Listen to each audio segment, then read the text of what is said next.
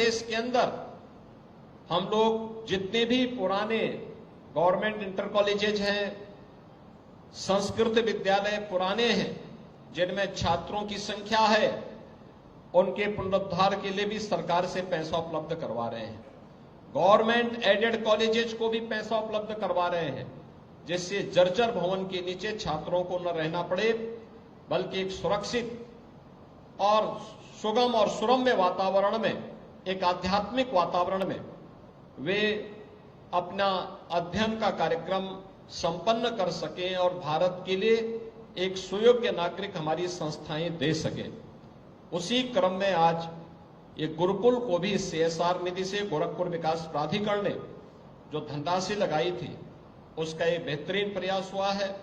और मैं the Gorakhpur Gurukul society से इसी बारे में कहूंगा कि आप इस प्रांगण को और बेहतर बनाने की दिशा में प्रबंध समिति और विद्यालय दोनों को मिलकर के प्रयास करना चाहिए। बेहतरीन प्रयास हो सकता है। सोसाइटी, समाज इसके लिए सहयोग करने को तैयार होगा।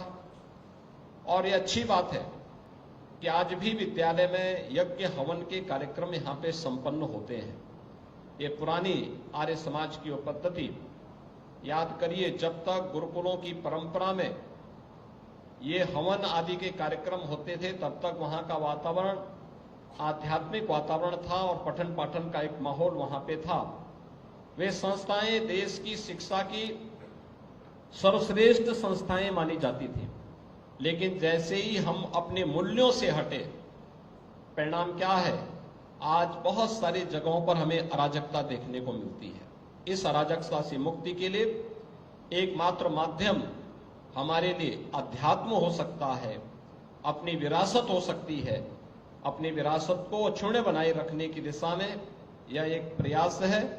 मैं एक बार फिर से द गोरखपुर गुरुकुल सोसाइटी और विद्यालय परिवार को इस विद्यालय के पुनरुद्धार के लिए हृदय से बधाई देते हुए विश्वास व्यक्त करता हूं कि लगभग अगले 10 वर्ष के अंदर आपको अपनी शताब्दी महोत्सव मनाना है। शताब्दी महोत्सव के अंदर यहां का वातावरण ऐसा दिखना चाहिए कि यह गोरखपुर सिटी की एक बेहतरीन संस्था के रूप में अपने आप को स्थापित कर सके। और कोई भी ऐसा वंचित बच्चा नहीं रहना चाहिए जो शिक्षा से अपने आप को वंचित माने। जो भी आता है उसको शिक्षित करना, उसको आगे बढ़ने के लिए प्रेरित करना, कुछ स्किल डेवलपमेंट के कार्यक्रमों के साथ जोड़ना।